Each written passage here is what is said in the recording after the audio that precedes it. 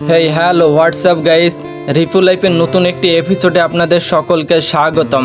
আজকে আপনাদের সাথে আলোচনা করব খরগোশের গরম লাগলে কিভাবে বুঝবেন এবং এই গরমের দিনে খরগোশের যত্নই বা কিভাবে নেবেন। তাই বিস্তারিত জানতে পুরো ভিডিওটি দেখার অনুরোধ রইল। তাহলে চলুন শুরু করা যাক। আজকে আমরা সর্বপ্রথম আলোচনা করব যে খরগোশের গরম লাগলে আমরা কিভাবে বুঝতে পারবো যে খরগোশের এই মুহূর্তে গরম লেগেছে।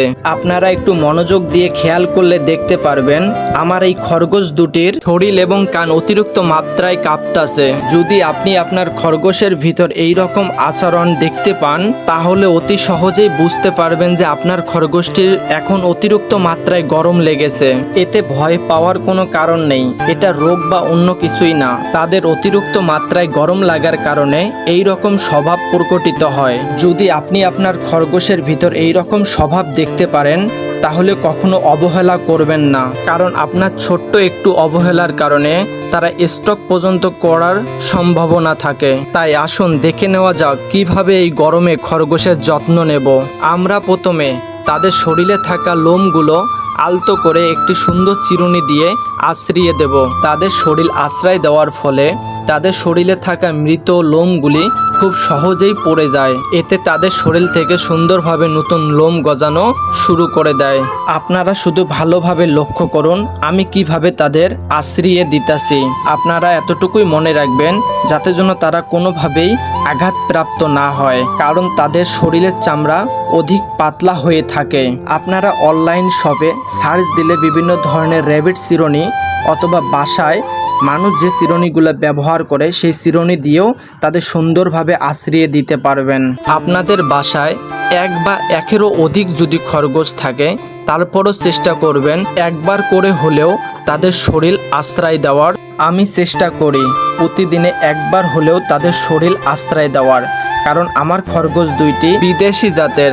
কারণ তাদের শরীর যদি আমি আশ্রয় না দেই তাহলে তাদের শরীরে প্রচণ্ড পরিমাণে জট বেঁধে যায়। তাই আপনাদেরও দেশি অথবা বিদেশি যদি খরগোশ থাকে তারপরও চেষ্টা করবেন প্রতিদিনে একবার হলেও তাদের শরীর ভালোভাবে আশ্রয় দেওয়ার। আসুন এবার দেখে নেওয়া যাক কিভাবে তাদের শরীর ঠান্ডা এবং শীতল রাখবেন। পরিষ্কার একটি পাত্রে সুন্দর ও পরিষ্কার জল নিন। সুন্দর একটি কাপড় দিয়ে সেই জলটার ভিতরে কাপড়টি ভিজিয়ে নিন। তারপরে তাদের শরীরে সেই ভেজা কাপড়টি দিয়ে আলতো করে তাদের শরীরটি পরিষ্কার করে দিন।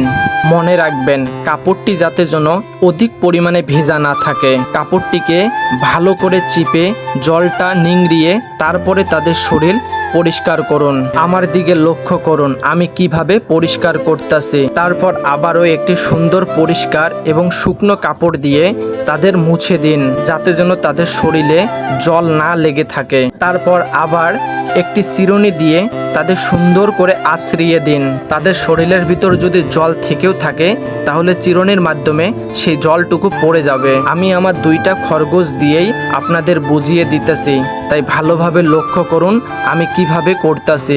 আপনারা শুধু এতটুকুই মনে রাখবেন যাতে যেন তাদের ঠান্ডা না লেগে যায়, কারণ তাদের ঠান্ডাতে সর্দি হতে পারে আর সর্দির পরে তাদের প্রাণঘাতীও হতে পারে। তাই সুন্দর করে তাদের শুকনো কাপড় দিয়ে আবারও ভালোভাবে শরীরটা মুছে দিন। এইভাবে ভেজা কাপড় দিয়ে সপ্তাহে 2 দিন ভালোভাবে তাদের পরিষ্কার করে দিন। এতে তাদের শরীরে কোনো প্রকারের গন্ধ থাকবে না এবং এর ফলেও তাদের শরীর অধিক মাত্রায় ঠান্ডা থাকবে। এই দেখুন আমি যখন তাদের সুন্দর করে আশ্রিয়ে এবং পরিষ্কার করে দিলাম তারা কতটা নিজেকে ইজি ফিল করতেছে, কি সুন্দর করে তারা এদিক আর ওদিক খেলাধুলা করতেছে। তাই আপনারা সপ্তাহে 2 দিন এইভাবে তাদের সুন্দর করে পরিষ্কার পরিচ্ছন্ন রাখুন। এতে আপনার খরগোশ সর্বদাই সুস্থ এবং ভালো থাকবে। তো বন্ধুরা আজকে এই পর্যন্তই। এই রকম ভিডিও পেতে আমাদের চ্যানেলটি সাবস্ক্রাইব করতে ভুলবেন না যেন। আপনি নিজের এবং আপনার খরগোশের সর্বদা খেয়াল এবং যত্ন রাখুন এই কামনাই করি।